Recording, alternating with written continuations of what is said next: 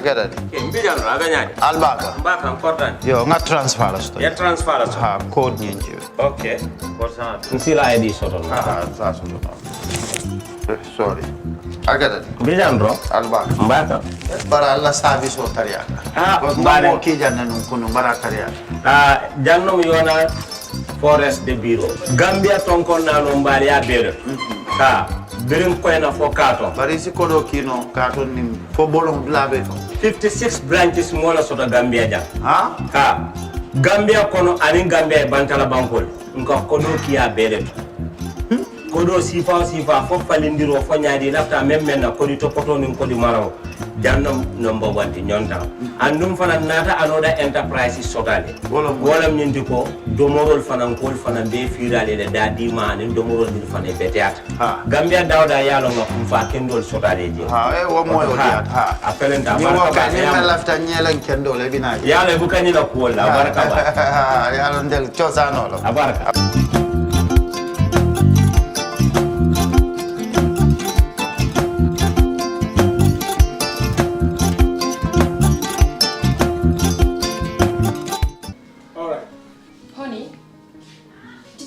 Him that the last time he sent the money, it was not enough to buy all the provisions. Oh, sorry, I forgot to tell him. Are you guys talking about money transfer to buy provisions?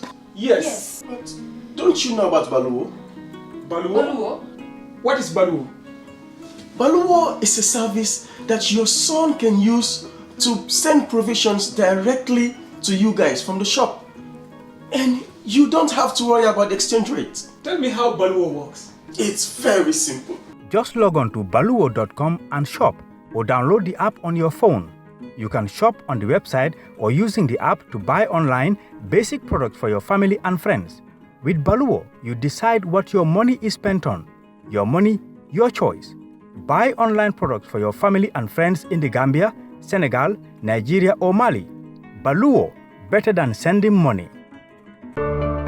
For the first time in the history of the Gambia, Gambia Printing Publishing Corporation proudly introduces the Biliomatic exercise book printing machine.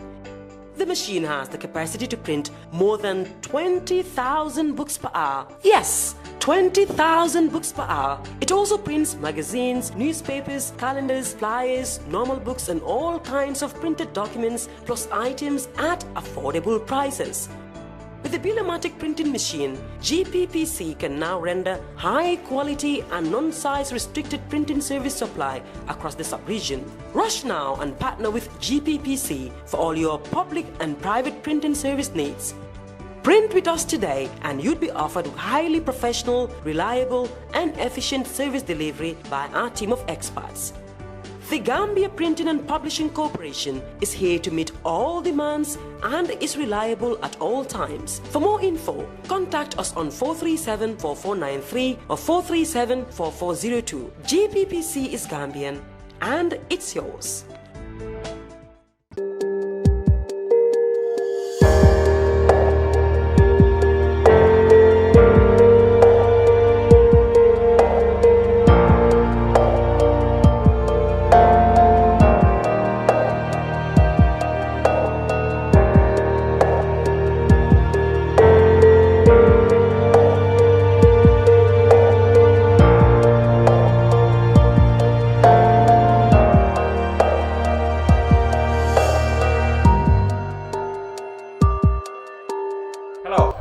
Welcome to the Brunch. I'm Cham, and this is our weekly look at current affairs here in the Gambia. This week we will talk about migration, backway or illegal migration as you may like to call it, because it has just been reported that the Gambia may have lost over 100 youths who reportedly traveled on a boat on October the 14th. Reports we received over the weekend says all 140 or so on the boat may have drowned off the coast of Mauritania.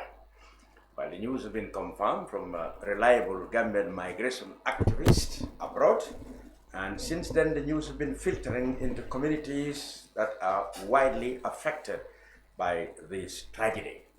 So far, the Gambia government have not said anything yet. Perhaps they are watching the space and monitoring in terms of verification of the report. But then we have in the studio experts and members of the communities that have been affected by this tragedy. In the studio, on my far right, is Mr. Ebou Camara. Mr. Ebou Camara is the chairman of the Village Development Committee in Jambur, one of the communities which is said to have been affected by this tragedy. And next to him is Alkali Jammeh. He is the assistant head of operations at the migration unit of the Gambia Immigration Department. I also have documentary filmmaker Babucarr Manka, who had done a lot of work in terms of documentary production, interviews, and had listened to many perspectives over the years on this issue of illegal migration. Gentlemen, welcome to the brunch. Thank you. Thank you very much. Thank you. I will also have on the line to Malta, Ibrahim Jammeh, that is, some people call him Ibrahim Migration, not least because of his interest in following migration issues affecting Gambia. He will tell us how he has been able to establish or verify this tragedy that happened over, that has just been received over the last couple of days, but actually happened in October. Gentlemen, welcome to the program. Let me begin by asking you, Mr. Ebou Camara. I mean, over the last weeks or so, we have been seeing supposedly list of people who supposedly went missing since October. Yeah. A large, part of the list are people who are named to be indigents of your village, Jambur village. Yeah. We also have Katong. But before we come to you, in fact, I should remind people that Kerfatu have been to Katong as well, one of the communities affected by this recent tragedy. And our reporter Landing Sise went in there to talk to the people. Let's have a look on that first.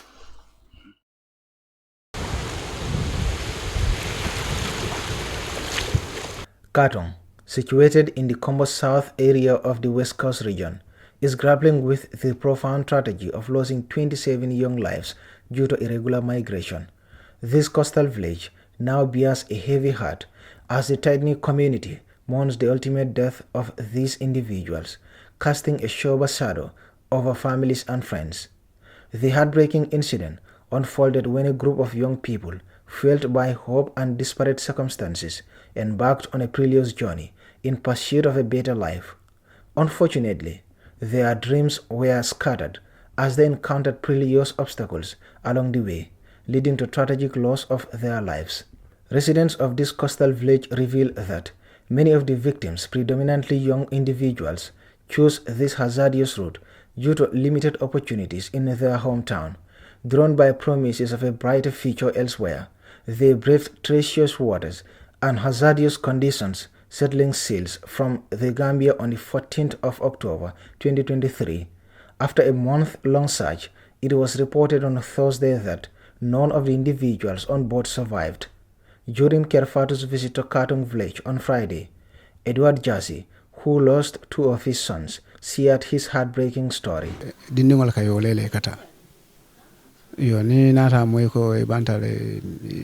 It's devastating. Not only in there, because a manke ko da malle banta. Dindi jamal lebe banka.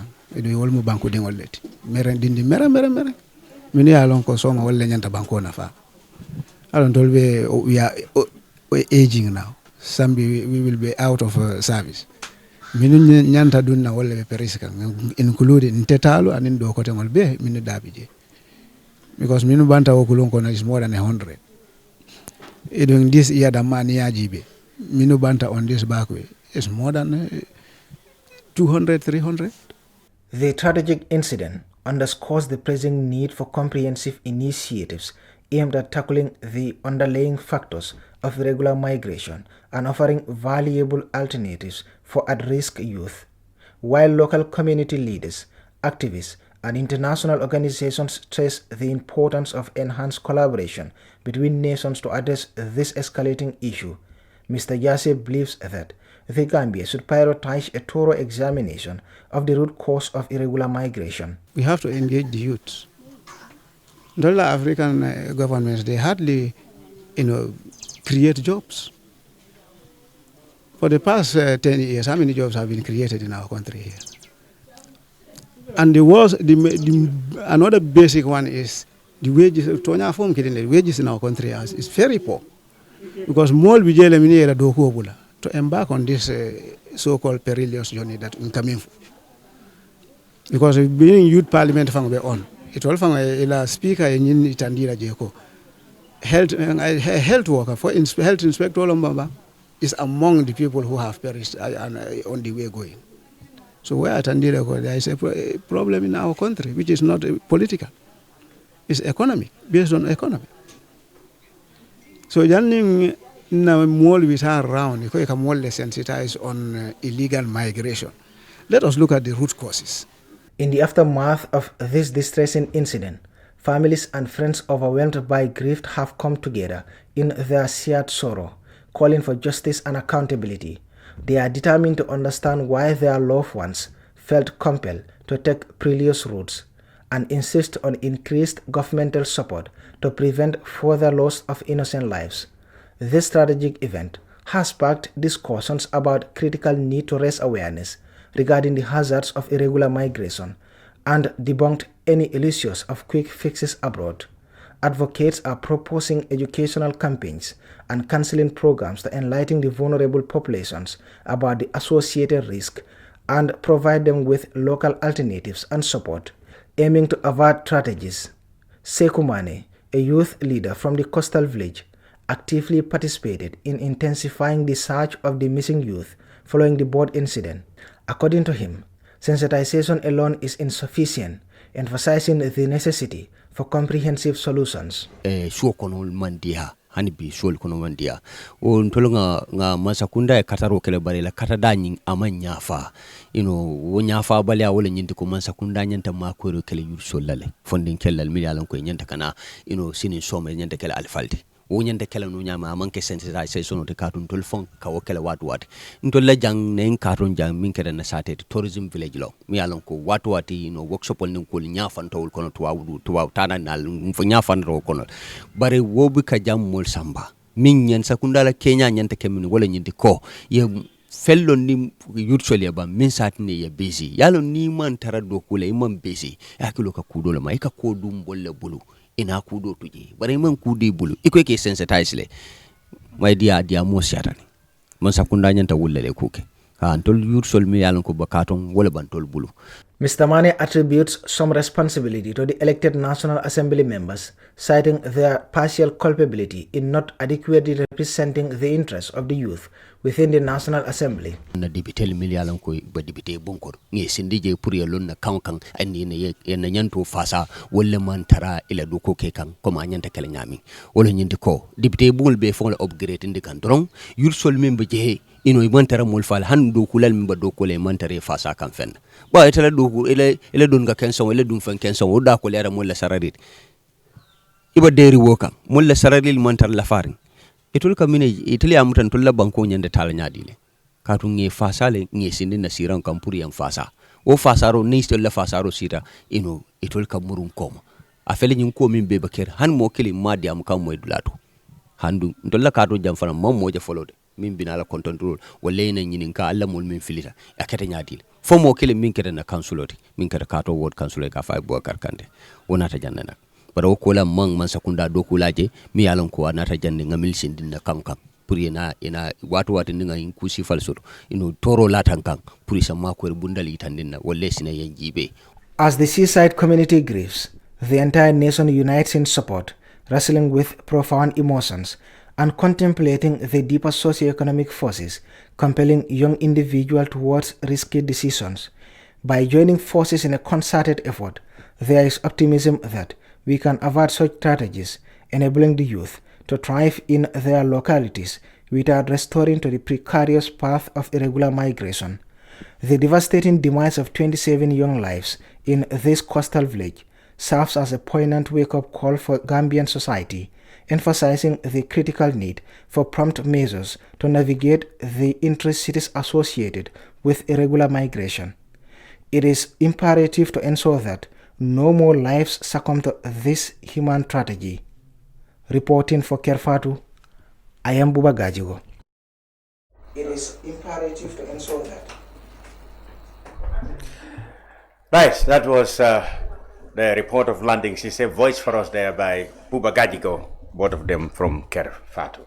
Well, a tragedy actually in Karton village. I must say we're joined in the studio by yet another panelist, journalist Yusuf Tell of Gainako of Flex. Welcome. Now, we move on to the topic. Mr. Ebou Camara, he is the chairman of the Village Development Committee of another community widely affected by this tragedy, that is Jambur. Mr. Camara, how is this information being received in your community? Yeah, thank you very much, Mr. Chairman. The information is received with a shock, very devastating. The whole community is mourning. It's really, really a disaster for Jambur. The confirmed results of the number of people who are listed is about 41 of them now registered. Just not to interrupt you, when we see a list like that, we see figures. You live in the Jambur community. The first thing we want to know is, does this list really comprise of people who actually existed in your village? They are actually existed in Jambur. They come from families you know? I know some of them. Oh. I knew some of the boys already on the journey that are confirmed dead. Oh, this is devastating. Close neighbors, close boys, close football groups. Almost a 4 good football team involved in this tragedy, including male and female. So there are women as well? There are about 3 to 4 women in the group, young girls. This is really shocking. Jambur today is like we are finished. The whole generation is wiped out. This is really very bad. It's been from 14th of October when we knew, we heard that these young people were embarked on this journey. Since then, it's been rift. Information, finding out, trying to find out whether they arrived. Some people even saying that they have arrived, they got those news. It keep rumoring about. Nothing, no certainty. And it's just been kept quiet. Until now, 3 days ago, the news arrived at night that these boys not survived. All of them died. How did you get the news? This is what nobody is asking for. The moment the news broke out, nobody was asking for where do you get the news from? Who is the source of the news? Where does it come from? Who confirmed that they were dead? This is why some people could not even believe. But then this kind of incident, you look at this time span, the duration. When they left on the 14th of October, until now we are almost on the 8th or on the 6th when the news broke. Yes. It's close to 2 months. Yes. You've never had any information. You've never spoke to anyone on the journey. No one tells you where they are. That is really, really devastating. So there, everybody just got shocked.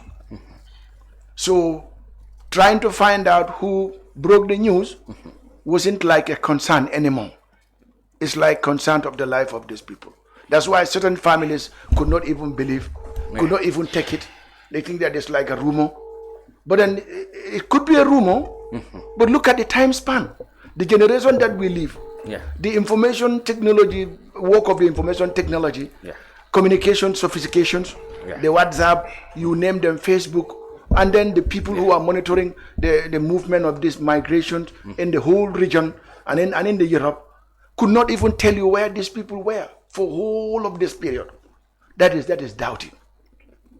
That's why when the news broke, so many of them just take it in good faith, and it become a whole pandemonium in the community. Every corner is affected in Jambur. Every family is affected. And now the whole thing that we did, the community have just to offer prayers. Yesterday, whole imams, whole big central mosque, whole community gathered there to give their prayers and their blessings. And that's what they did. Some people did not believe it. But this is what happens. But it is, I can tell you, Jambur is losing a generation. Okay. And this is not easily forgotten. Now, yes. Babucarr, yes. What has been your experience? You did documentaries on this, and even in Gunjur, where it was initially reported nearly 1.5 years ago that a large amount of people are missing exclusively from Gunjur. You must have had news about this particular voyage too. How had been your experience? Sad, but not shocked. As this guy said, I saw this coming, and I see another incident happening in the coming year or if things are not addressed, because my interactions with Gunjur started with a documentary I did call him Home Again, where after focusing on reintegration of migrants, because people are going, a lot of them are not making it. When they don't make it, they come back. But what can we do to keep them here, psychologically, economically, mentally, socially? So we went to communities to engage them to see what could have been done. And I went to Gunjur, I went to Kato. Okay. No, just go ahead. Yes, Mr. Ibrahim is holding on the line here. You go ahead. Yes. I went to Gunjur, I went to Katong. I met almost 100 community members in Gunjur, in Katong specifically. We were talking about an incident of a boat that this month, over 200 people died exactly 2 years ago. And then we were talking about that, and we are trying to understand what is there. 200 people? This month, yes, 2 years ago. 2 years ago, yeah. We had this Gunjur. This Gunjur, this was exclusively Gunjur. This was Gunjur and Katong. People. And when you talk to these communities, there were young people there. A lot of them, there were young people there. A lot of them, when you talk to them, you know that despite these incidents, despite these fears, these people want to move. They're moving because they're losing hope in their communities. They're saying there's no opportunities. And even if you talk to parents, they say, like these people were unlucky. Or like today, I was just talking to someone from the village, they said, not just today. We heard about this witchcraft Issue, and they said so and so has confessed to being the ones responsible, but there are other donors in the community. That is the social, economic issue, cultural and economic issues that are underlining these things that is making it difficult. That is actually the witchcraft, not yes, necessarily. to me, because I have communicated to tons of people, community members, tons of young people, and young people. Interestingly, when you go to these communities, again, I've gone to Gunjur, I've gone to Katong. They don't talk. It is the parents that are talking, the authorities, but young people, they're just sitting there listening to you. They've made up their mind. They will have to go. They have made up their mind. Just 2 weeks ago, I was in Gunjur. A whole 500 people were there. When I asked, after watching this, after having these discussions, who is ready to go, 80% of the young people raised their hands and said, we don't care about what you're saying. The things that we're going through, you're not going through them. So sometimes when we go to these things to talk about documentaries or interview, we go to ask questions that are seeking answers.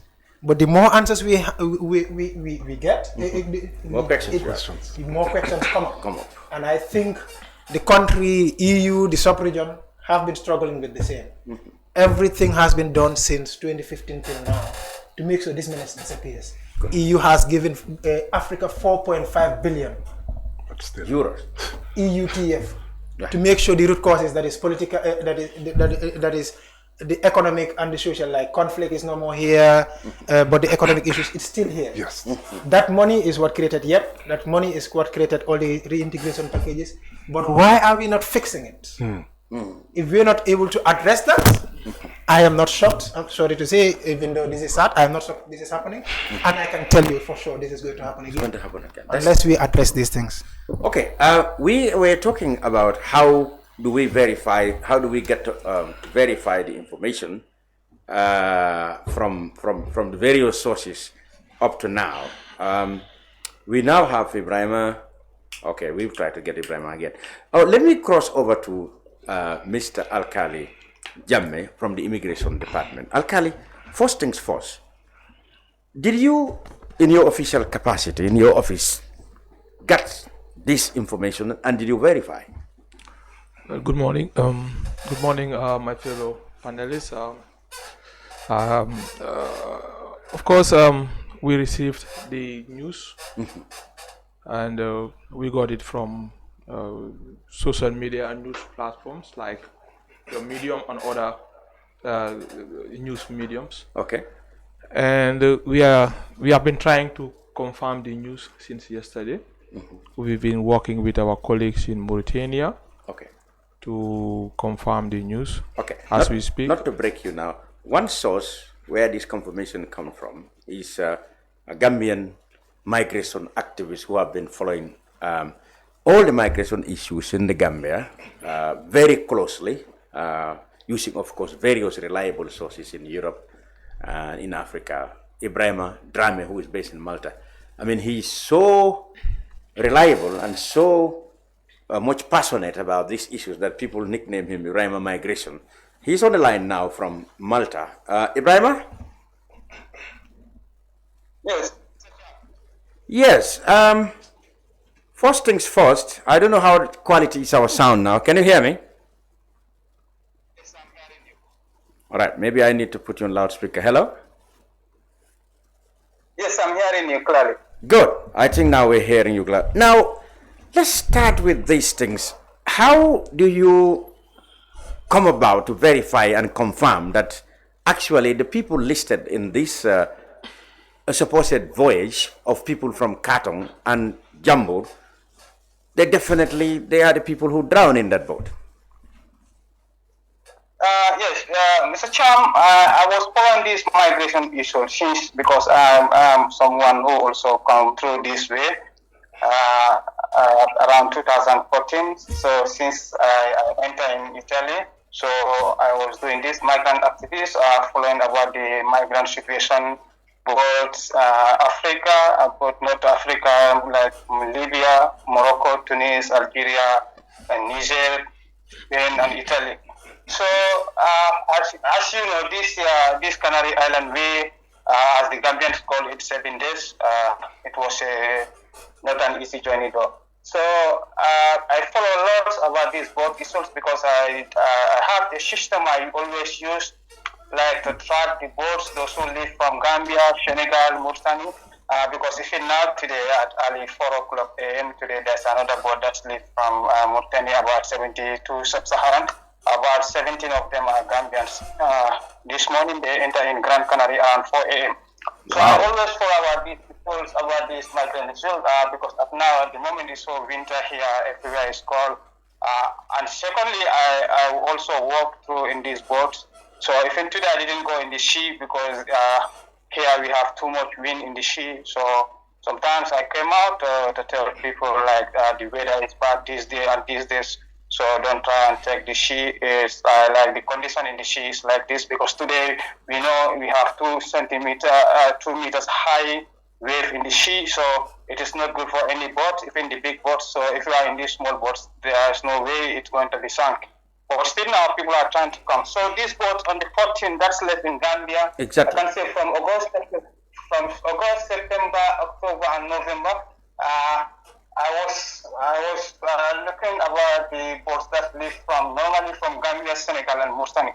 So I can say about 19 boats that's left in Gambia.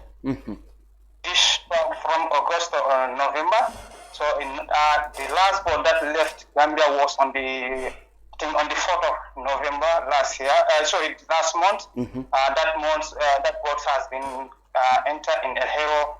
But we confirmed that about 8 people died on that boat. So I already speak with a lot of those people in the El Hero.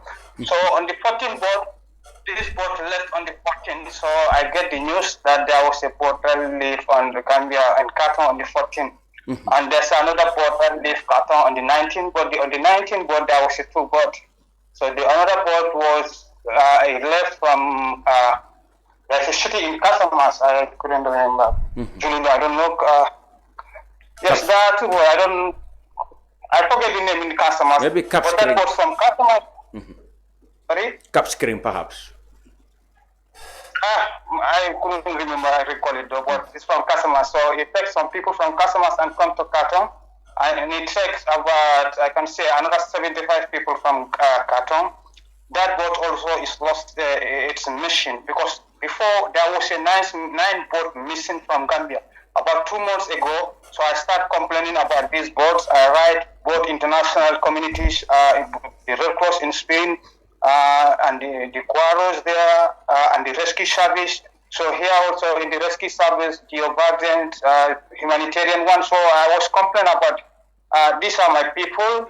They leave Gambia, about some 9 boats is still missing. So we try to verify these big boats. Then I followed them a lot until at the end we find out all 9 boats, 7 of those boats are all okay, because we find out 2 boats has an accident in Mursani.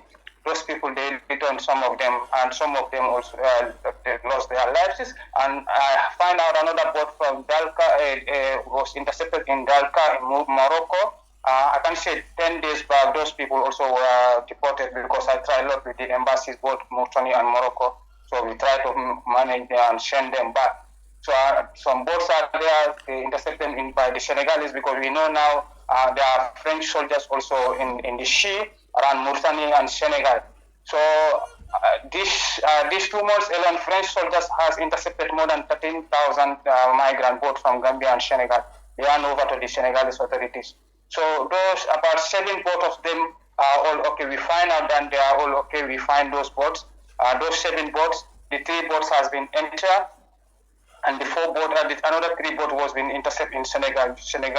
1 boat was intercepted in Senegal, 2 boat was intercepted in Morocco, 1 in Mauritania, 1 boat was intercepted in Morocco. So the 2 left was on the 19th from Khartoum and on the 14th from Khartoum. So these boats, we try to do a lot. We communicate everywhere, we search, but we find out, because even me, sometimes I'll be sitting until at 4 o'clock making research about these boats. Because every day I receive hundreds of calls from their parents.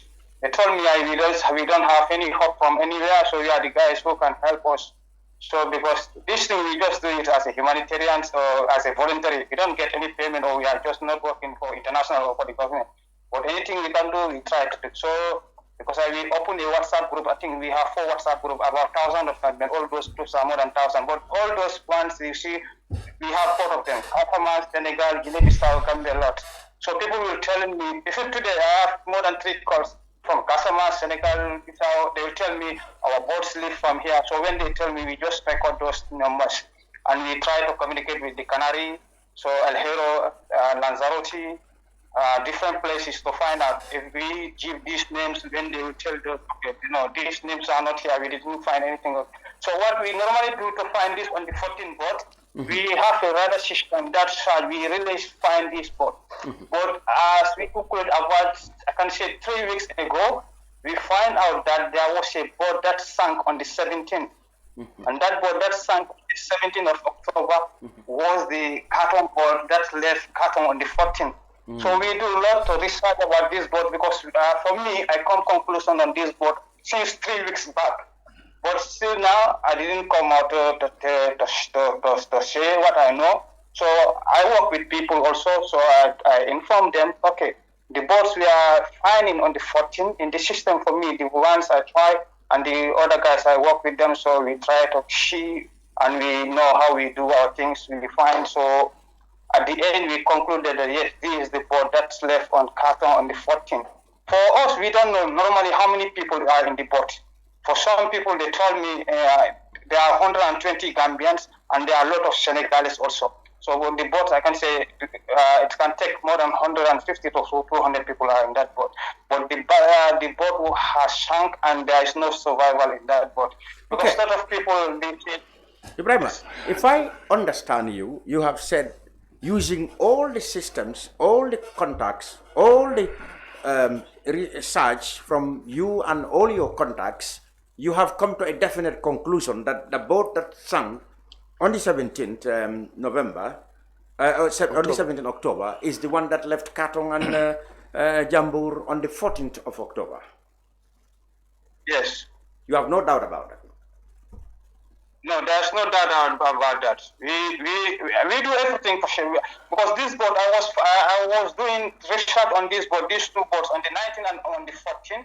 I can say more than 1 month now, every day and night, I'm in the system because these things, it's not like I will come out here, I will tell people this and this. Because this is the new side broker. This inside broker, what I was telling people even in our group, this is what I come and conclude, this is what I know. If you don't believe what I was sharing, so you can go anywhere in the international community or anywhere you can have access, or if the Gambian, because even last time I was calling Gambian government many times to help us, let them join together, let them find these boats.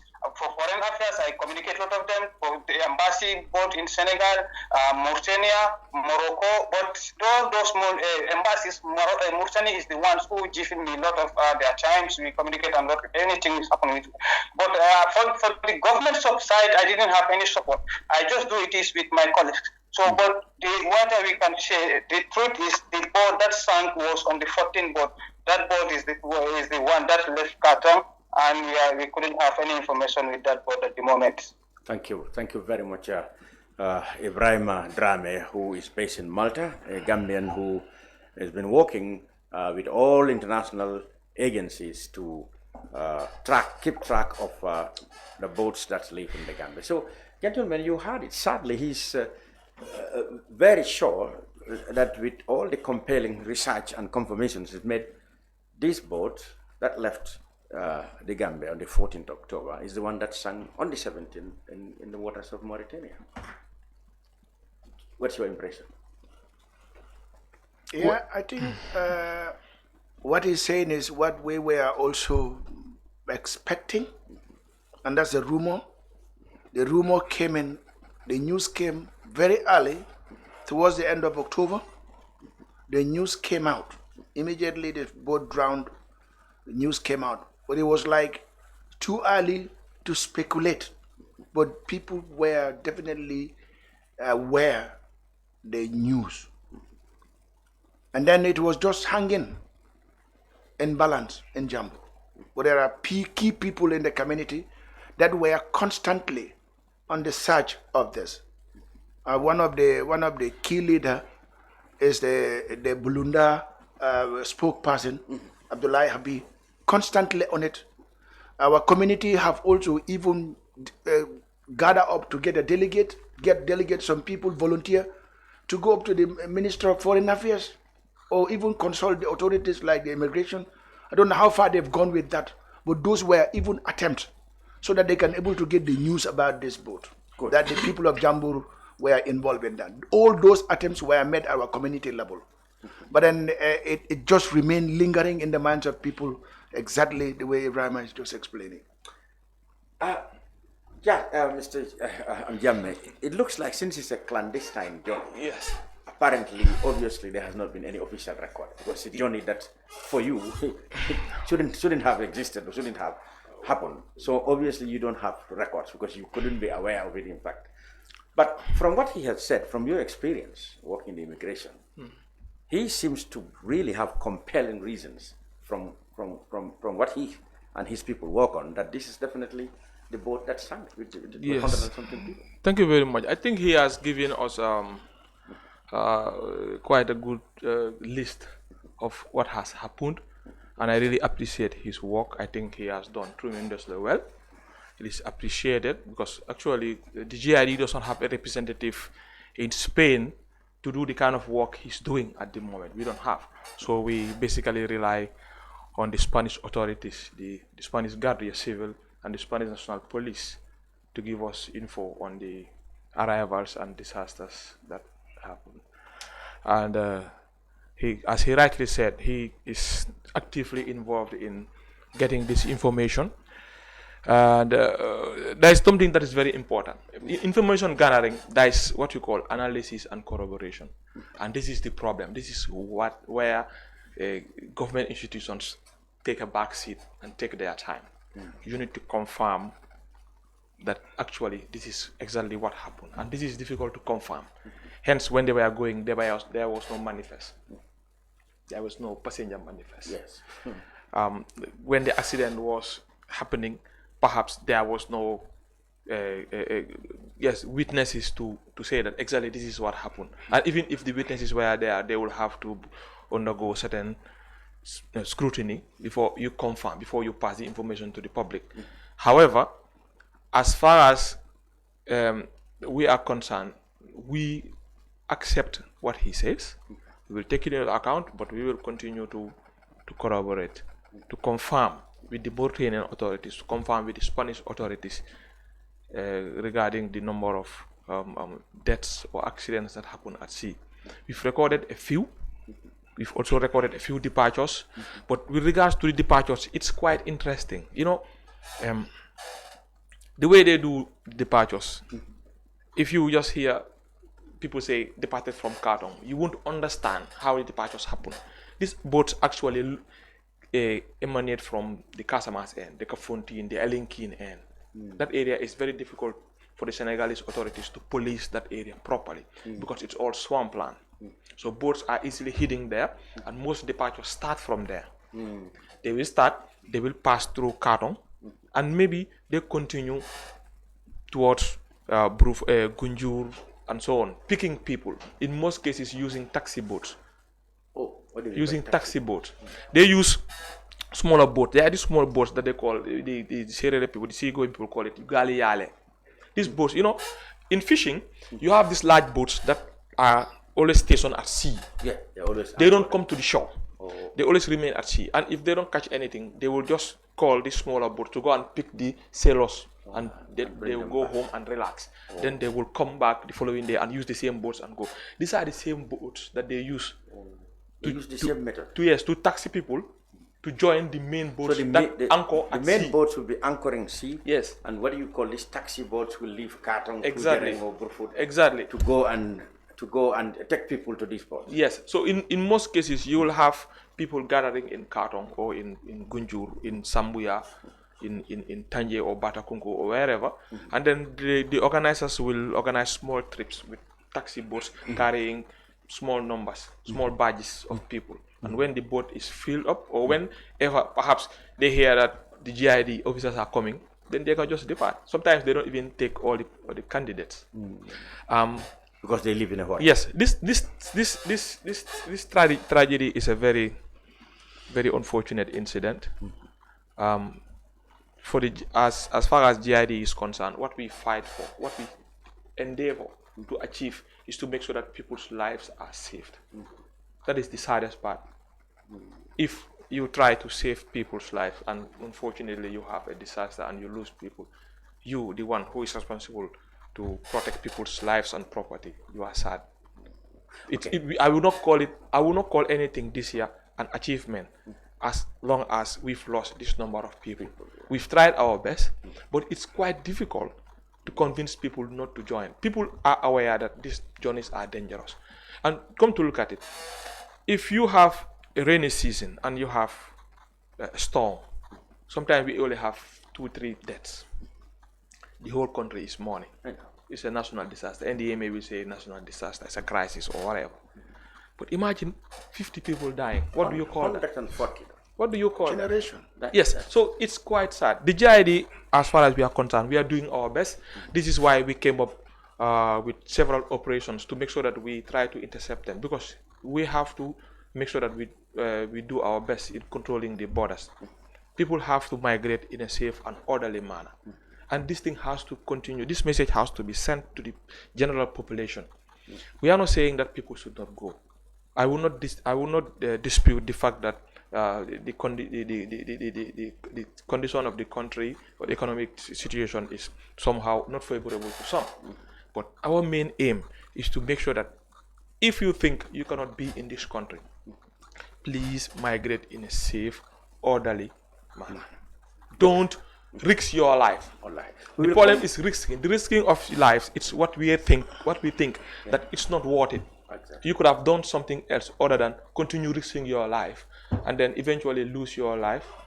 You understand? Yeah. Make your parents childless, and then at the end of the day, it's not a good thing for the country. We will come to some of the measures you've taken. The last time you were here, you lamented, the nature of the legislation surrounding these things. And I have the president now speaking tough against it. He said there's going to be legislation that will, provide long jail terms for people who smuggle, people in this manner. So I think that must really answer your prayers. We received the news with open arms. We were very happy to hear that he has. Yeah, he said it. He has said that, and I think it's a very, very good announcement. The bill was drawn some 2 years ago, 2-3 years ago, and we are still waiting for the bill to be enacted into law. Yeah, it was 2019, around those years. President now saying that it's almost done. We hope that very soon it will be laid in front of the cabinet, and if the cabinet approves it, then it goes to the National Assembly. We hope that in 2024 we can actually criminalize smuggling of migrants, because we believe that it is one of the major hindrances or problems. The existing laws is very lenient with smuggling. The existing law is only administrative. It's only immigration administrative. So you cannot really deal with them the way you want. Okay. Yes, the existing law is mainly administrative, and it has not yet been criminalized. Yes, so there are laws that say no, don't do this, but they are administrative laws. I see. Yes, so basically, I'm coming to you. Just a very quick comment. He said 3 years. This bill. They are looking at this thing. As in, this is the kind of bill that would have been correct to have an extraordinary session. And audience certificate of audience from the president instead of the former president's bill, which has been passed when there is no emergency on that regard. I just thought it's very important to highlight. Babucarr, you were talking that this journey will still go. We heard from Ibrahim in Malta that even this morning. There was. So I just want to corroborate some of the things he said. That is, migration is complex, and I've been, like just last month, I've been across the country, from Basse, meeting all the area council heads, down to Funi, Basse, Jambur, LRR, everywhere, communities, Indian communities, students, and everywhere talking about migration and what can we do to make sure. My campaign was focused on reintegration. What can we do to make sure people are not doing as much as, but when they come back, how to take it here. And but just to corroborate what he's saying, what stood out for me most when I was there, it is difficult. It is not that the government is not doing enough. It's not the community is not doing enough. It is difficult to tame somebody who is no more seeing Gambia because of the challenges they are facing. I went to Gunjur. The same time, my brother left for Babucarr. I didn't know. I went there. I asked, where's this guy? They said he's not here. They want me to tell him he has gone. No, he's not here. And then I realized he went to Babucarr. Your own brother? My own brother. Everybody's affected. Now, and every corner of Gunjur, people are talking about me. Every corner. In the lodge, in the beach, everywhere. You will not, it is impossible to be in Gunjur for 10 minutes and not hear someone talking about leaving. I was shocked. But I went to interview some Senegalese migrants, and they're telling them one of the challenges they're going through. Some of them told me, no, one of the issues is we are finding it difficult to make a living here for two things. One, the amount of fishing that is happening in our seas, the fishing trawlers, it is affecting our livelihood. So you are no more able to make a good, decent living from living in a coastal town. Mind you, my mom went to Gunjur. She's not a native of Gunjur because of the benefits that come from living in a coastal town. Now, all of these you say that's no more here. Benefits are gone. No, the Senegalese that are coming there said, the immigration said we cannot no more go in the river at night. Because we can no more go into the river at night. So I was curious about that. So I said, let me go. And my mom and sister told me, today, 2 boats are leaving today. And you will interview them in the boats that are leaving, they will tell you in daytime, tell them Adam. They don't hide it. They are around officials there. Officials. The immigration officer is just there. Office is just there. Now, I'm not saying the immigration office is just there. But everywhere in Gunjur is echoing the same message. So at night, I say, let me go to the beach. They say 8 o'clock they will leave. And they left. I was seeing them. The video is just in my phone. You didn't call two boats. No, I just wanted to watch what is happening. 2 boats, they come first with somebody He was in a battalion, so I don't know if it's an officer or not, with lights, scanned the place, whatever, and then called these guys. They came with their bags and they were having conversations, talking. And there was somebody that is inspecting them to come check if they should be in the boat. Small boat, as he said, entered. 2 boats left immediately. They were all going to the bigger boat that is inside. This is October 21st. 21st October. And they left. So now the immigration have put a law, or is it a understanding that boats should not leave in the evening? Even for fishing or just for fishing, but at the time that's what migrants told me. I cannot confirm any of this. Yes. But the fishermen told me we are stopped from leaving at night. But the migrants keep finding ways. And this way they will keep finding, if we're not addressing the very root causes, because when the back way on the road stopped, they find other ways. Anytime you create one obstacle, they find other obstacles, or other ways to maneuver it. So I think this more conversations. Most dangerous. Yeah, I think it is more important for us to engage in more community discussions. Fix the issues, because money alone is not fixing it. Huh? Because as I said, 4.5 billion euros have been sent to Africa to address these things. It is not. The EU has tried to externalize their borders by bringing their officials into Africa or supporting African countries to stop these migrants. Still, people are maneuvering. So it is difficult situation to handle. Yes, Bishop. You've been following the discussion from Khartoum, Jambur, here in the studio. Yeah. What are the root causes of this problem? Because sometimes you think, okay, government would always say, look, we have provided jobs. But where he is saying, even in this coastal town, most of the youth there may say, okay, we no longer have opportunities in fishing. But in the first place, are they even engaged in the fishing sector in the first place? That's what we've gone. How many Gambians are making use of it? That's another thing. But the root causes, what do you think? Is it the mentality, the state of, income in our country? Because, it looks like some people will look at people working, look at what they make in a month, look at the cost of living they are facing, and then they come to a conclusion, look, how many years from receiving this salary would I be able to build this, or get this? I think all these are a combination of things that make people to move. Indeed. I think you touched on a very important topic, and I want to thank all my co-panelists as well, and thank you for inviting me. So it's unfortunate because we are clearly seeing unemployment is on the increase, is on the rise. Is on the rise. Just earlier this week, my colleague had published a story. He went into a fishing boat for a whole day. That's Idrissa Jallo, one of the journalists working with me. Yeah. He went into a fishing boat for the whole day just to go into the sea with the fishermen. And these are people who are willing to stay here. They are fishing here. And if you hear their concerns, it highlights the challenges which people are facing. They say that fishing now is not lucrative anymore because unfortunately they are being crowded out. You have all manner of fishing vessels, you have all these other fishing activities that are happening from fishing boats which are not owned by Gambians. Yes, and even if they are owned by Gambians, you end up finding out that those who are benefiting from it, because we have the Chinese, they come out at night. They come into the areas where the Gambians should be fishing. There is a buffer where they should stop, but they encroach, and then what ends up happening is the fishermen, they are left with pittance. Sometimes they don't have much of a catch. Yeah.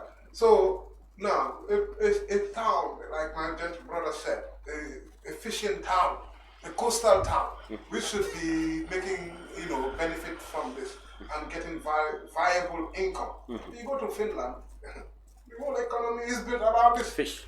You see, so obviously, besides, without even talking about the whole, there's been a whole issue with the fish meal and all of that has been happening in those areas.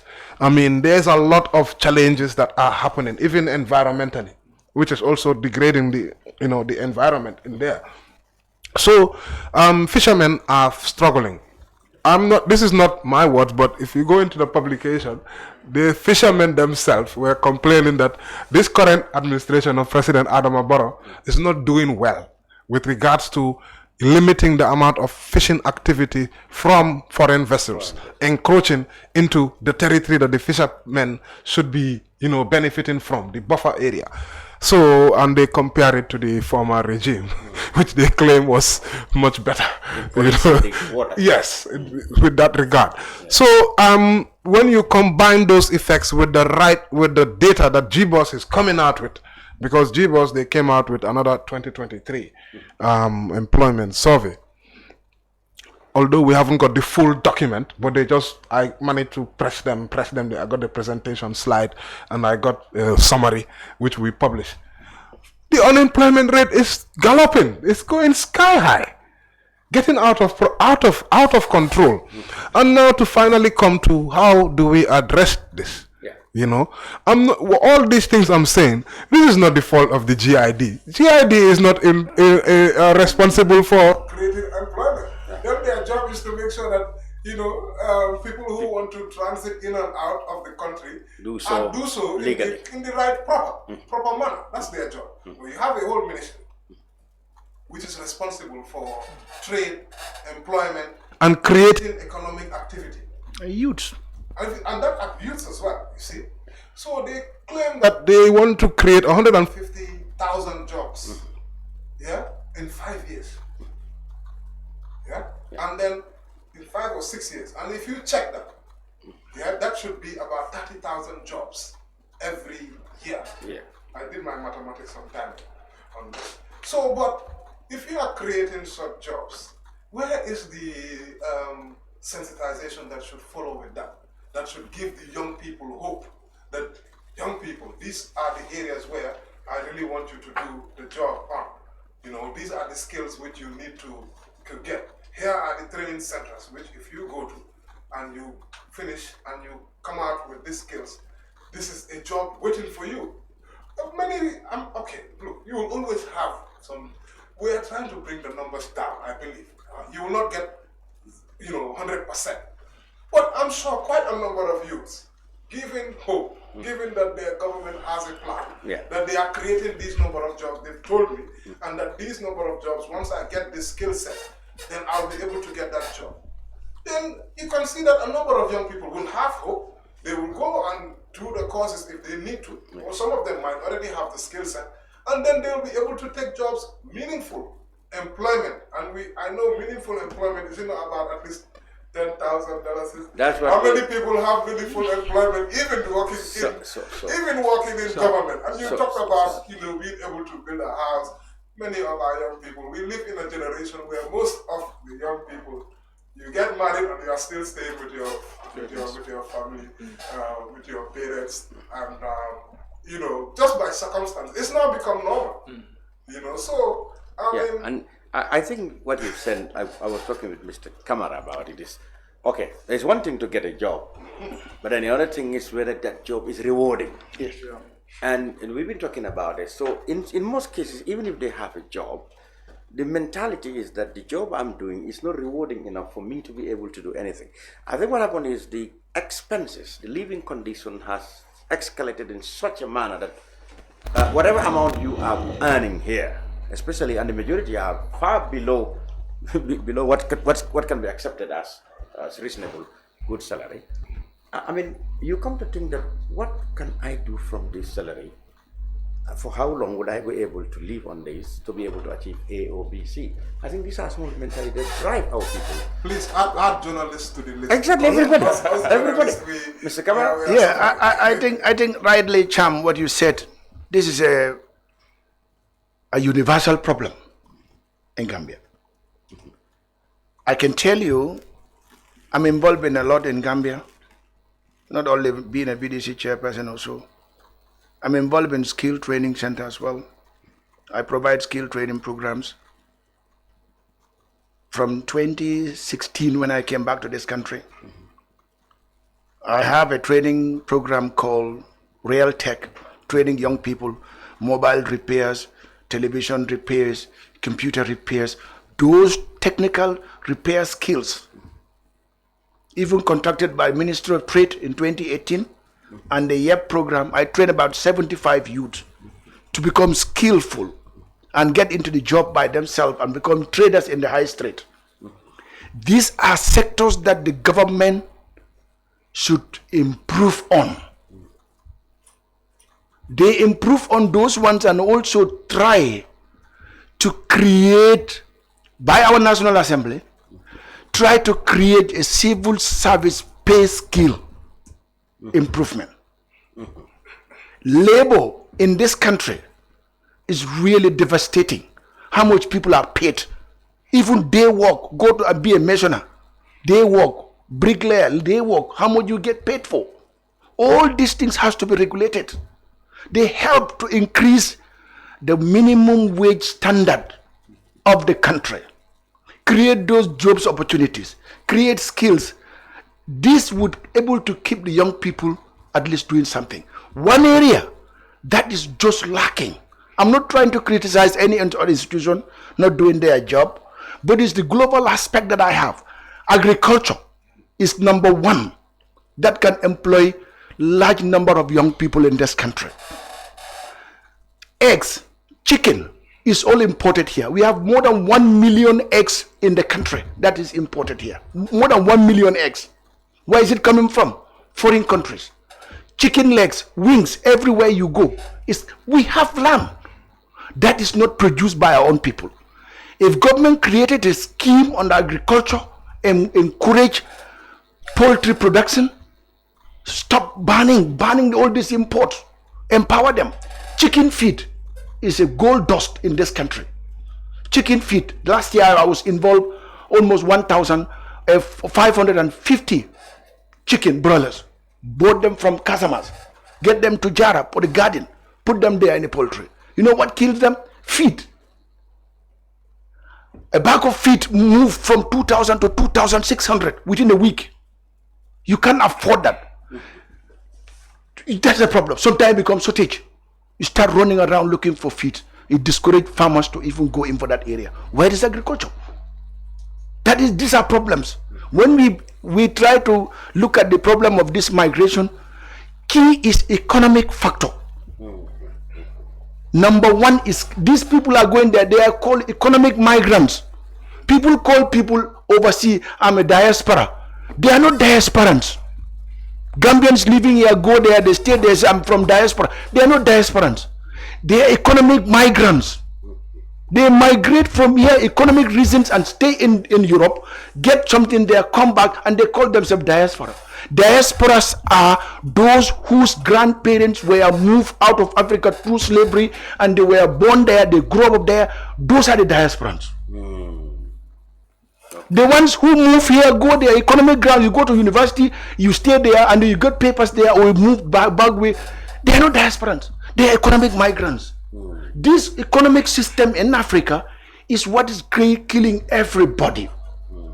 Immigration cannot do anything about this. Our National Assembly should set up very well. We believe they should transform this. Something that's key. Yeah. I mean, the jobs must be rewarding. Job must be rewarding. The salaries compared to the expenses are starvation wages. It's across the gap. board. It's a big gap. Look at a bag of rice today. 2,000 or 1,700 minimum. 2,600 not long ago. If you are paid $3,000 or $4,000, you still have to pay tax. How about transport daily in and out? Breakfast alone would cost you alone maybe $100. From which salary? You started having children. You got a wife. Even a naming ceremony, you cannot even afford to name your baby. And that stress continued lingering in your mind. Somebody happened to go to Europe, come back, build a house nearby you. Build a nice house, put the family there. Every month is sending some money to the family. You seeing that? What is that going to do with you? You're going to get mad. Yeah, you take children to school. You pay their school fee to go to school. They would not learn. Education is also damaged now because of this bagway syndrome. Economic syndrome. They will not even go to school. They go to school, they will go back and come. Take them to tertiary institution. They will not do it. Their mind is just to move out of this country in any means. I either die in the sea or die in the desert. But I must go. Because here, there is nothing. Ye football club or low, you better la nyama sabola, you find them smoking Indian hemp in the street. All over the corner. They just group there talking about moving because there is no incentive for them in their own country. In other words, hope. No hope. Nothing to rely on. These are things that our policy makers, the National Assembly, I will call, should definitely look at. All these incidents happening can be avoided. Other people also took that as an advantage to make a living. You're talking about smugglers now? Yes, because what happened is, if the boys are gathered and they were there, they got the news that there is a boat that can leave Gunjur Katong to Spain in 6 days. They call them 7 And days. you pay about $40,000 or $50,000. And that is quick. It would take you, it would just take you on sleepless night to disturb their parents to struggle to get that money. 40,000. And then so that they can be able to pay and go. And that's, well, the parents will also welcome it. Because the way they hypnotize them, the traffickers hypnotize them with that mind. Because they themselves have never traveled from here to that silly boat up to, I'm sorry for my language, up to Mauritania and pass up to Spain. None of them has done that. So no one knows, the smugglers are themselves not very often they don't even venture into No, they don't. They won't, because they will not go in for it. Why not them lead that trip and take them? They won't do it.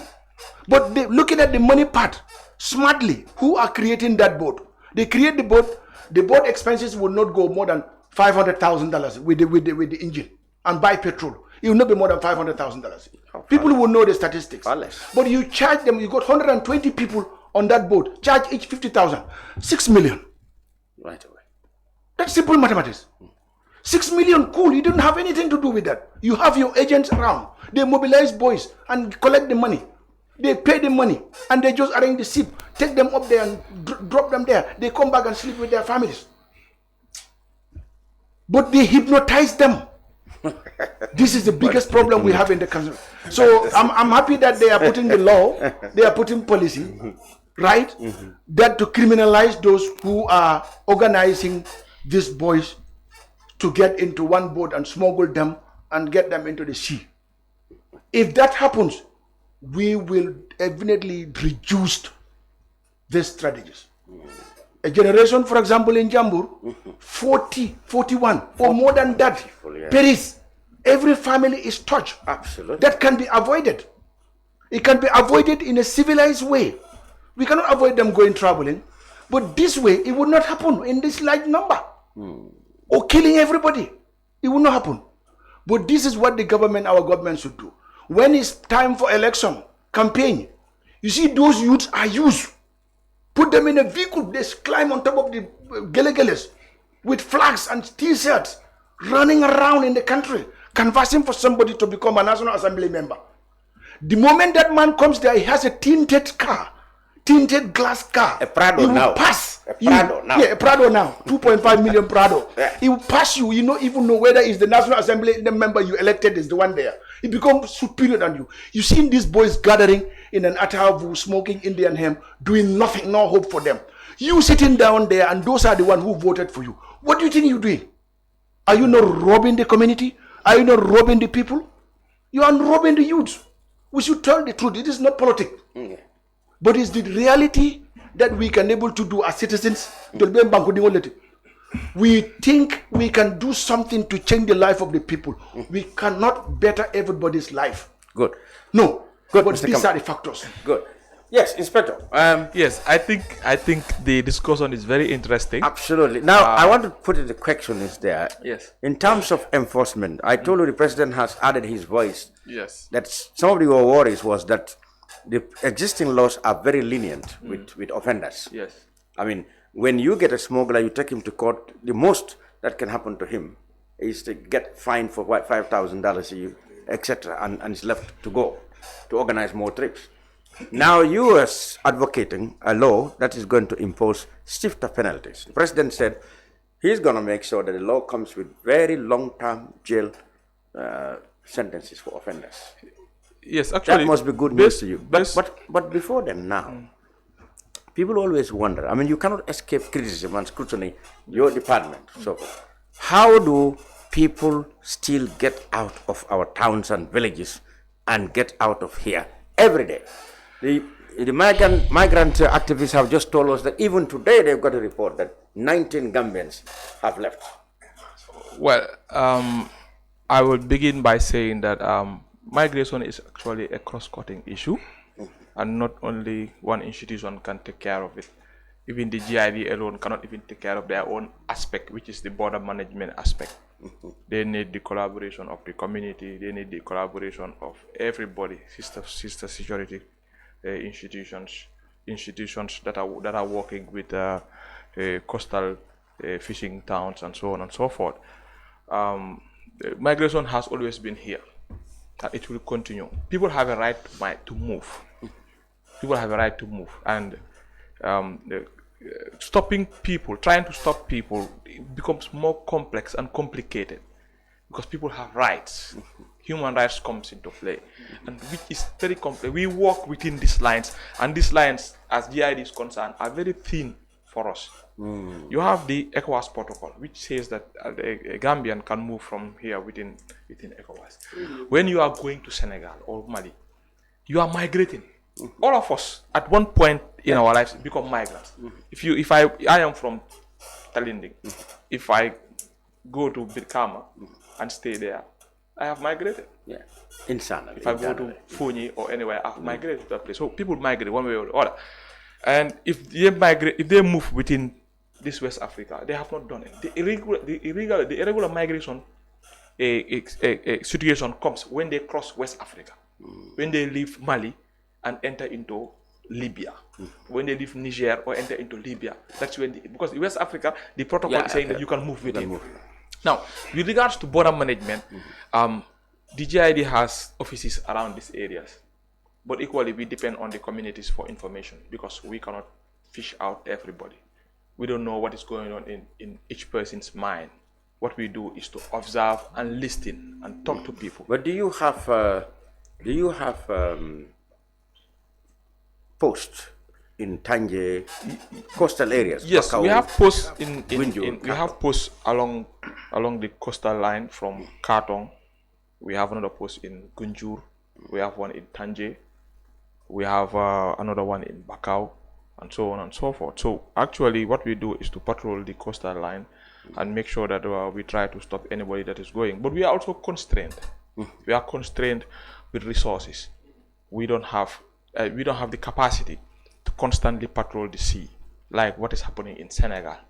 They have more resources. They have more support from the Spanish Guardia Civil. They have more support from the Spanish, the French Navy. Even the Senegalese Navy is more equipped, and they have more resources. They can do more patrols than what we can do.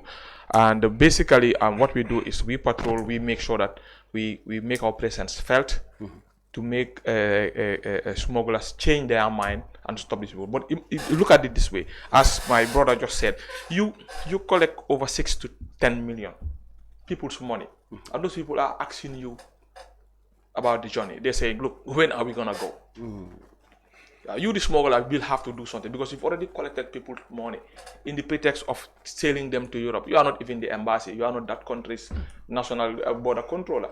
You don't have any right to move anybody from this country to another country. Despite the fact, as you said, the country is hard. People have always wanted to migrate. This NAP syndrome is not today. Let us just look at it this way. It's not today. I was born and brought up in Serekunda, and I have been hearing my elder brothers, my uncle saying, the Mabuga, the Europe, the Naps. It's not today. Yes, despite the fact the economic situation has changed, it's gotten more tighter and more tighter. But even those days, people were born as poor people. They grow up poor and they still die poor, but they still hold on to their peace. They don't take any risk. Now, people don't want to bear that. They don't want to bear the fact that all of us will not be rich. Even those who have gone to Europe, we have thousands and thousands who have not even sent anything. And some are getting ready to be sent back. Europe. Yes, some are getting ready to be sent back. Getting into Europe is just one stage. Yeah. And we must make sure that we are careful, especially when we talk to our people. Sometimes the problem comes when some of us go to wrong impression is given platforms and send certain impressions or information to people. Brainwashing is not only the smugglers, but brainwashing sometimes we even just make mistakes and utter certain words that encourage people to go. Yes, absolutely. Yes, so we have to be really selective. That's why for us, we are really selective with the language. We want to hold a stand. And our stance is, despite the fact that people want to go, but people should think of other ways of migrating safely and orderly. That way, you minimize the risk involved in having accidents and having such huge numbers of deaths. Losing this number. Yes, people want to go to Europe. Those who have gone have made money, have made order. But some others are also making it here. That will depend on the government. And the government, I think, have already had the complaints. They've had people say it over and over. So I don't want to get into that domain. But basically, our job is to make sure that we stop people. And we are doing all we are doing. Now, 2024, we are getting ready for 2024 too. Yeah. We are getting ready for 2024. We are going to intensify our operations. We are going to intensify patrols. We are going to intensify everything. And we are hoping and praying that we have a law to punish these people who are taking advantage of our people. We believe they are taking advantage of their situation. People are desperate. And there are people who are coming to them saying them, give me your money and I will take you. Take it. So imagine talking to a desperate person, offering him the possibility of going to Europe. He's going to join you. Absolutely. That is what is happening out in our communities. Those people in Gunjur, you are saying, are waiting for the smugglers. They are waiting for them. The immigration will try their best. But if at all the smugglers still have a free right to do whatever they want to do, they will continue to do it because the risk is worth it for them. Absolutely. Yes. So that's why it's important that we have the law. And I hope very soon, we will have the law. Hence, the president has blessed it. Yeah. We hope that very soon we'll have the law, and then we will see what will happen from there. I think my other concern is immigration have posts in the coastal towns. The law is flexible, but they still will leave with the presence of the immigration team and the border and the sea. Yes, basically they cannot stop them. Basically, can I say this? Yes. We've investigated more than 58 cases in 2023 already. 58 cases of smuggling. Okay. 3 with our counterparts in Senegal. The remaining 50 something within the GID. Out of that, we've had over 28 interceptions. We've stopped them on numerous occasions. Yes, borders are difficult to control. It's like if you are in Gunjur patrolling, somebody knows that you are there. He knows that eventually you're gonna continue your patrol to go to Sanyang. And maybe he's gonna tell his people, please wait, they are here. When they leave, we go. We don't have a net to stop everybody. This is basically that is more difficult. And look at a situation where everybody wants to go. Who do you arrest? You cannot go to Gunjur and arrest Ori. Even if we do that to Jambur, there will be noise. If we go to Jambur and say, all the boys who want to go, we gather all of them and take them and keep them in one place. We have no mandate. We have no right or law that gives us the mandate to do that. So basically what we can do is to try to stop them from going, because they have a right to move. In fact, they have a right. If a youth wants to go to Bagwe, he leaves Jambur. He's on the way going to Gunjur. On the way, if you ask him and he says he's not going to Bagwe, he's going to visit his aunt or uncle in Gunjur, you can't do nothing about it legally. You can't do nothing about it. The only time you can actually intercept him is when you are entirely sure or 100% sure, affirmative, that he's actually boarding this boat to go, which is difficult because now we have to wait. It's what? Wait and catch them on the act, and then you have the power to do whatever you need to do. And this is what is difficult. Now it's about monitoring. It's like somebody having so many children in a house and watching them play trying to take note of anyone who wants to win the order. The other one, yeah. So at times you enter the toilet and then the other one hit the order. So I think for me, the problem is not the youth to be arrested. No, they are not actually arrested. They are intercepted. Yeah, intercepted. Yeah. It's not to intercept. It's not the youth to be intercepted. It's smugglers. It's the organizers that need to be deterred from organizing these youth to mobilize them and take them up to the sea where they cross. Because they them take themselves. Yes, basically those are the key. We've prosecuted 8 cases. But these out of cases those 8, that are out of the prosecuted- 8 cases, we had about 18 to 19 people who are convicted this year alone. Okay. You understand? All right. Now we are getting ready to prosecute another one to make it the 9th case, and the year has not yet ended. Okay. We've arrested numerous organizers, but basically the situation is like you have main organizers mostly based outside the Gambia. In most cases, They have are their based agents. outside. They have their agents. Now they just hire 1 or 2. They will hire Alkali and say, Alkali, please collect payments if you see anybody who is interested. Okay. If Alkali sees 2-3 ghetto youth sitting at a place and they want to join, he receives the payment and then sends it to the main organizer. You understand? In most cases, sometimes we get tips and we bounce on them. In circumstances where you don't get the information on time, or you get the information but you are not able to arrest anybody because they also run away from us. They are smart. We are dealing with a very smart group of people. They know how to do. Even if sometimes if you arrest them, you have to work extra hard to make sure that you bring the evidence forward in court. Remember, you can only arrest, but you cannot prosecute. You have to go and present the case to Before a a court. magistrate and give him compelling evidence to actually convict that person. And the law to back that. Now the law to actually punish them adequately is lacking. It's what is Currently, we lacking. had the law. That's the- we would have set that's the new examples. legislation, yeah. Once, because part of the one of the sections in the law is saying that court decisions or court judgments have to be publicized. Can be publicized, and actually, when we do that, we can actually publicize. Of course. We are talking about fining them close to 250,000 if we arrest them, and also including jail time. Yeah, mandatory jail time. These 18 people that we talked about, what happened to them? Is it this 5,000? You can guess. Okay, we are just and for those who are Senegalese, some of them we had to flush Deport them them. out. And it's quite difficult anyway. Has This is that what been we've been dealing with. Has This is that what been we've your been dealing with. experience in your It documentary? is complicated because, as I said, there are actions being taken, but it's a complex issue.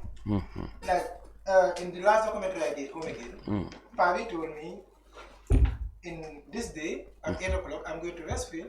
There's a backway bus that comes, and this bus comes every week.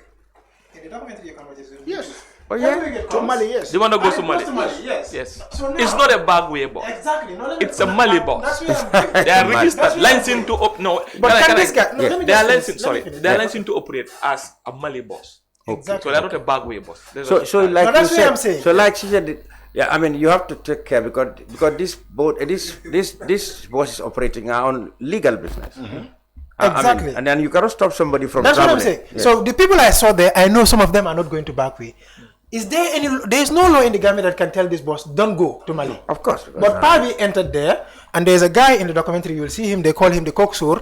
That will come and assess the amount of boys that are going to Backway, and then they organize them. Yes. Every week, this boss leaves, Yes. and it's in that documentary. Yes. But also in the boats, you see these boats leaving. These people do not have the enough manpower or the machines to stop all of these boats that usually enter 7 o'clock or 8 o'clock to go fishing. Can you tell them, okay, you don't look like a fishing boat? Yes. It is difficult. So what I'm saying is sometimes we need to step back to the community. And the impact work I've been doing for my documentary is focusing on that. In my documentary, I show that the parents played a big role in influencing their boys to go. So our conversations within the community was... They provide the money. The relationship between the parents and the children. What can we do to keep the minds of their children at home? That is the impact work we've been doing, and this is why we went to Gunjur or Katong and all of these places. But it has been difficult because the last time I went to Gunjur, I went to talk to some people that are smoking fish. I told them about the Bagway. They say, hey, boy, we know you. We know you and your brother. We've seen the house you've built for your mother. We want our children to do it for us. They say I'm wicked, that is why I'm trying to stop them. Yeah. They say they're going to smoke this fish or dry this fish and sell it. to get that 50,000 for Yeah. their children. Yeah. And that 50,000 got to my younger brother. Yeah, who that's lives in very different economic Condition. situation with us. With I know. Me. Mm. He So it called is- us. He called us and said, "I want to travel." I said, "It is impossible for So us it's- to give you one I dime know. to travel." Yeah. But he sold his bike, borrowed money elsewhere, and left without our knowledge. So that mindset, to work on that, to me is more important than all these economic things that we are throwing here and there, all these laws. Because if Babucarr decides to leave this country, immigration can increase the laws or whatever. Babucarr is going to leave this country. Yeah, if one is determined that to... is very true. So changing Babucarr's mind to see this country, that I think that we should invest more on that. Yeah, I think the Yeah. investment... And the that is to investment have a particularly, rewarding job. Only talking cannot do this. Yes. Not only talking. It's the law and enabling environment. Because why they are moving out of the country? Because their economic situation deteriorates. That's the fact. That is the bottom line. You cannot satisfy a nation's people's economic means. But there should be a trial of developing, building up institutions where these people can be improved. Exactly. Like we talk about employment. If I'm a police officer, a recruit police officer, join the recruit from grade 12. I'm sorry, I'm using police. And by the way, I saw it announced. Yeah, and I got $3,000 in a salary, police or team $4,000. which said a police footballer, female footballer is involved in. Yes. I got $3,000 or $4,000 in salary. Tax would be paid there. My transport would pay there. Every day I go to duties. I come back. What duty? $4,000 or $5,000. What would that do me? And if I'm a man, I'm a boy, I just get married. And I have my wife. And I don't have even a decent house to live in. What do you think I should do? I would throw the uniform off and get it. I did this. I'm telling you, I'm going to tell you a scenario. I left this country, traveled through this back way to Mali, Ghana, Nigeria, and then went to stay in Nigeria in 80s. Right? All the syndrome is to go to UK. Then Gambia, UK, there is no visa. There wasn't any visa. It's $3,000. You raise $3,000. You get someone invite you in UK. You travel to UK. Buy your air ticket less than even $10,000. At that time, yes, 6,000. At that time, $6,000 or $4,000 a ticket. You go to UK. But this is there. But I did it. I went to Nigeria. I came to find out by all this hardship on the transit. I stayed in Cote d'Ivoire 4 months, 12 days in Cote d'Ivoire. In the cacao field. Just to get money to try to move. 4 months, 12 days. But what I've learned is I went up to Nigeria, is skills. Education is number one. Wherever you go. Yes. I went to Nigeria, I found a lot of Gambians there. They are doing this tie and dye, selling in the high street in Lagos. I look at the tie and dye, the chemical. I told them I'm not going to join this. I went to work in a restaurant, raise money to pay my school to go to university in Ibadan. In Lagos, in Ibadan. In Ibadan. Yeah. That's why I studied computing. Yeah. I have some Nigerians who knows, Gambians who knows me there. Exactly. 8 years in Nigeria. Yeah. Came back to the Gambia. I found the same thing, but I have already got skills in education and computing. I'm a computer specialist. I'm an engineer. I came here. It became the same situation again. 5 years down the line, I tried. I left for UK. I went to study environmental health. But I found that the skills that you do, education is the key. If the government create a scheme, educational scheme where people learn skills, because now this skill centers is money, it's business now. Yeah. You pay a lot of money. After that, you don't even get job. Why would somebody do that? Yeah. These are things education should invest. Or you Government- get jobs that are... Yes, I came that back, are I paying... got job, I paid, I went, I came back again. From UK, I came back with my skills again. I'm here, nobody employ me. I create employment instead. And create jobs. I create jobs, and I'm here. Yeah. Create jobs, but this is the bottom line. Okay, very quickly. It's not talking. Very quickly, we go to Flex. We talk about the economic situation. Very quickly, we wanted to allocate a lot of time for the budget, but we still don't. And we are talking about the economic factors driving this migration case.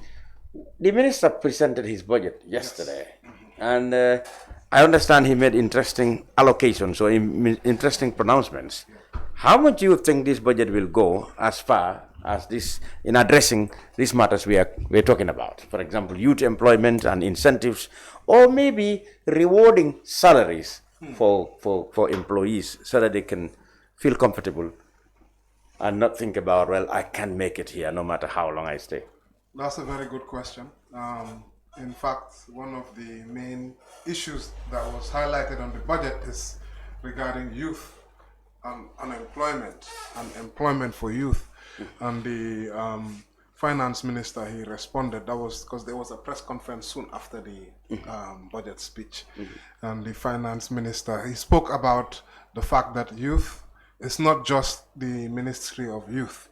You know, there are other different, it's a cross-cutting, you know, issue that they look at, because you have trade is there, which is a very important, and I highlighted the fact that trade has this employment policy where they plan to create jobs every year.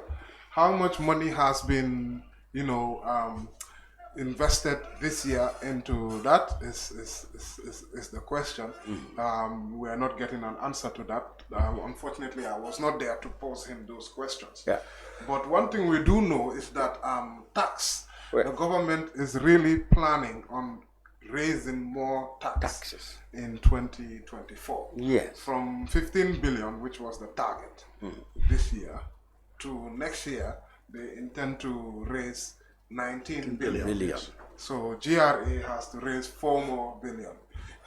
But when you look at the whole issue of the budget, it's so oftentimes that when we talk about the budget, we just talk about figures and numbers, and then it's like, it becomes so monotonous. It's like you're just talking about numbers. Exactly. And what does it really mean to the people? Exactly. That's the big question which people want to always know. Yes, how it will affect their pockets. Exactly. So I think if you look at the minister's speech, it highlights that they are going to be focusing a lot on tax compliance. They talk about tax. They said it will be a lot will have to be collected. Exactly. They plan to do a lot more tax compliance. But then they deny there are going to be tax increases. They said they're going to expand the tax. There are going to be tax increases in some areas. He said no, it's going to expand the base of tax. No, it's not being completely. He relucted to say there will be increment in tax. There are increases, and I shared those increases with you. Yes. I saw that cigarettes and tobacco products has an increment. They're calling this a sin tax. Sin tax. To reduce the consumption of cigarettes and to reduce the consumption of alcohol. So they have increased those taxes. But that will indirectly filter, because it will affect businesses.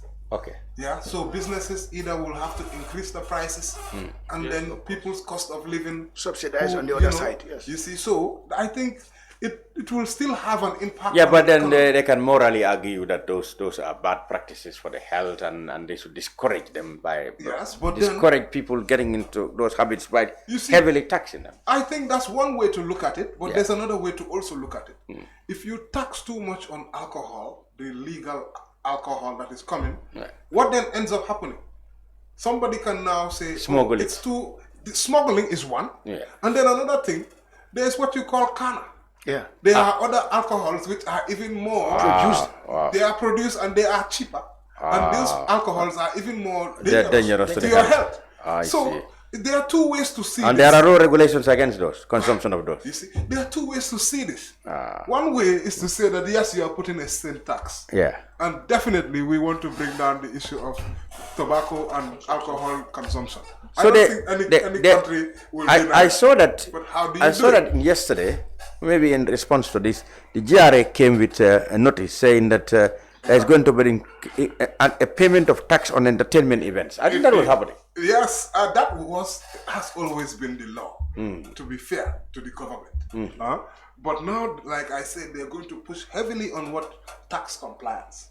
Okay. So if you are a big artist, you know, and maybe you are flaunting a little bit with your new car, or your posters are everywhere, of course you have to do publicity. Yes. So people know that your event is coming. So you are also announcing, how to call it, publicizing So yourself to the they will taxman. easily know that, this guy's event, let me just, and it's on so and so day. Yeah. So then the next Monday, let me find out with them. Now artists, international artists will have to pay 15% of the monies which they are paid. So that's people like if you should do Wally Sek, TT. For them now, they will have to. I said it's fair enough. That's what the law says. That's always been the law. The issue has always been an issue. Local artists 10% of the amount due. Yes. So if I had a contract of $1 million here, I'll pay 900,000 or 100,000. Yes, you pay. Yes. Yeah, but also NCC is already collecting list of every event that is happening. So I don't know, is it one now or is now? Well, that's a good question. So perhaps that's what GRA double taxation. As soon as I saw the information, I got in touch with Music GAM to GAM Union of Music. Because of they are very much I believe, and there's also the promoters because of this thing is looking the announcement which you are highlighting.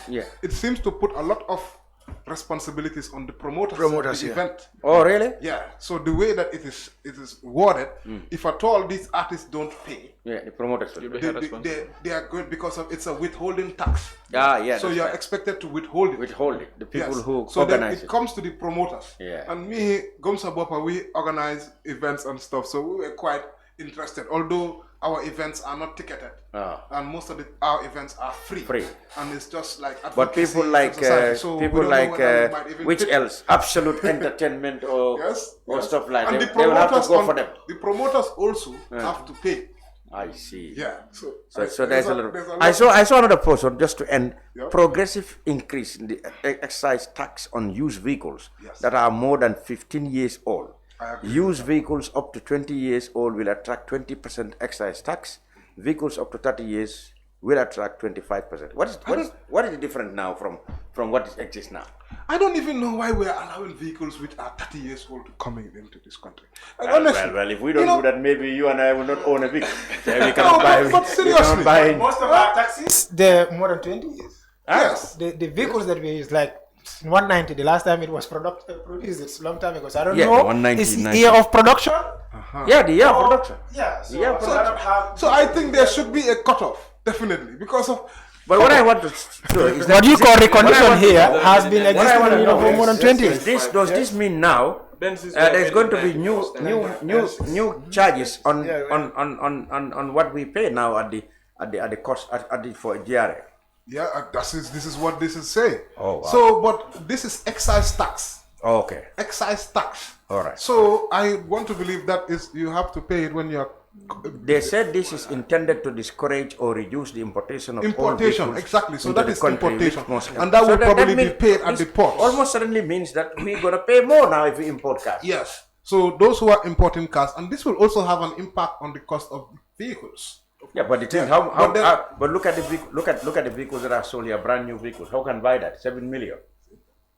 No, what I'm thinking about is example, a proper 190 costs about OC class Benz that is used for our taxis costs about 250,000. So now and that is a 1990 car. Yeah. So if you say the cars that you will use as taxis now has to be beyond 2010 or so. Yeah. How much are they? I'm just thinking if it will not affect the person that is going to pay for the to be in that car. So I don't know.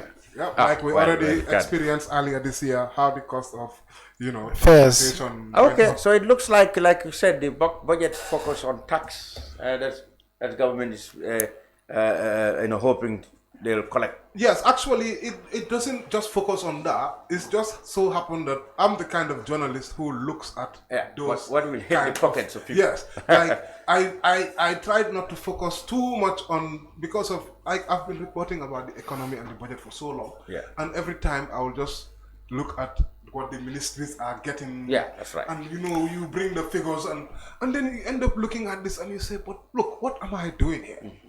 Is it just to show that I know the numbers? Yeah. Or is it to look at what actually the people will feel in their pocket? Yeah. That has motivated a lot of the stories. What do you look at in the youth and sports budget? That's very important. The Youth and Sport Ministry is there to look at the welfare of young people in this country. Well, either education, employment, and all that sort of thing. Yeah. What is not only sport, not only football and those sporting activities, but it's the general welfare of young people to progress to become the future leaders of this country. Well, what is there for them in the budget that you've just reading now? Yes. The youth and Good, sports budget is one which has always been controversial with regards to the amount that is even allocated it is to always, youth and sports. Always, always considered as a very small amount. But then the government always argue that the youths are catered for in other sectors. Yes, employment, trade, and then even integration. the sports thing is also catered to through the sports levy and other things. That's what they say. And then tourism is there because tourism, arts and culture also does a lot of. It's a sector which is heavily youth dominated as well. That's what. So this is the first thing they bring to first of all explain to you that when you talk about youth, don't just look at the Ministry of Youth and say that is all that is being rewarded, given to youth. But then when you look at the budget itself, a lot of it has to go towards sports. Because of our football and our all football of that, team down. Where is it coming from? Yes. So then what is remaining? Much of the sports levy goes to football. For me, I think you'll be reporting on sports. Yeah, sure. For long years. But then what I'm thinking is Ministry of Youth and Sport should be more than that. All what is argued is being catered for other departments like tourism and so. It should be a supplement. For me, that's what I think. It should be a supplement. But the Ministry of Youth and Sport should have a special budget that look after the youth, not only sporting activities, but in general. And that should spell out clearly. That would reduce the tendency of some of this problem that we are getting the young people frustrated and getting to the bargain. I think that would be one of them. I'll go as far as to say we need the government to create its own YEPs. Through the Ministry of Youth and Sport. This is what I mean. Yes. Youth Empowerment Project. We cannot continue waiting on EU to come and rescue us every single time. And if EU YEP project finishes, what do we do? 3 years. The reason why that is very important. That's why government said they are going to increase tax. They said they don't want to rely on foreign aid. But then they said they are going to. If you expect them to do these things, they also expect to collect more money. So if you collect more money, basically they are saying we have if you to collect pay more money, I have only 50% increment into my salary and 50% across the board. If any at all. From someone being a cleaner, employed, you 50%, and up to a director who is in grade 9, 50%. Who are you making better of? The ones at the top. Exactly. That's the type of The reason why I think it's very The reason why I think it's very important for Gambian government to lead this economic transformation to address also migration is if all the support, all the actions are coming from outside, the outsiders also dictate the language. And that language, as I've conversed with people across the country, it is not getting into their head. It is one way language that this is what we think should be, and it's usually not aligning with their realities in the ground. So when Flex that is sitting in AC, living in Bijulo, driving his car comes to them and tell them, don't go to Bakwe or don't do this, don't do this. Listen. Flex does not see their reality. But if we as Gambians lead these processes, we understand the challenges, the issues, and then lead it without a coach from somewhere saying, okay, I've given you 1 million or 3 million or 10 million. I'm not seeing these results. Why can't you do this? Those systems affect the way we talk to our young people, and then in the end, we are not going to get results. Because enough money is already spent. I think the mindset, we need to do better conversations to change it. Thank you very much, Babucarr Manka, a film maker and documentalist, I should say. Thank you very much for your insights on migration issues. Mr. Ebou Camara is the chairman of the Village Development Committee in Jambur. We really extend our condolences because it's a national tragedy. Thank you. Inspector Alkali Jammeh, the assistant head of operations at the Migration Unit, GID, thank you very much for coming. And as usual, of course, journalist Yusuf Taylor Flex, thank you very much for once again coming. Once again, our program had mainly focused on migration because of the reported death of about 120 Gambian migrants on a boat that capsized on the 17th October. The boat is said to have left on the 14th with people from Gunjur, so rather Jambur and Katong mainly. Thank you very much for being on the brunch. Wherever you were watching us, we'll be back next week. Until then, goodbye for now.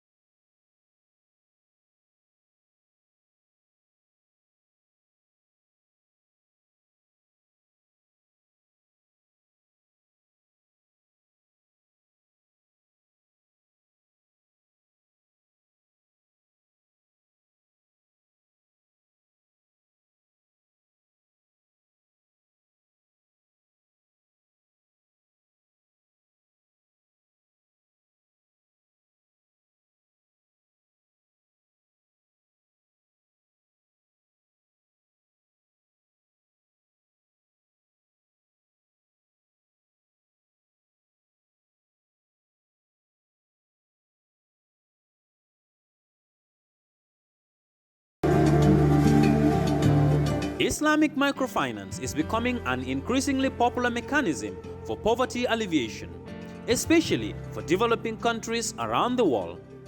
This microfinance service adheres to the principles of Islam as a form of social responsibility. Yona Islamic Microfinance is the Islamic microfinance of choice in the Gambia, trustworthy and reliable. At Yona Islamic Microfinance, we provide savings products, current accounts, financing products in conformity with Islam. In addition, Yona Islamic Microfinance also offers local and international remittances, takaful fund, management of zakat, management of awqaf, trading and investment, and building of strategic partnerships to bring financial services to the doorstep of the poor with donor projects, madrasas, youth organizations, women groups, and farmer organizations. Make a choice with Yona Islamic Microfinance today. For more information on Yona Islamic Microfinance, call 377-2151 or 9832-151 or visit Yona head office at Tipa Garage, Bakote, or visit any Yona branch located countrywide near you.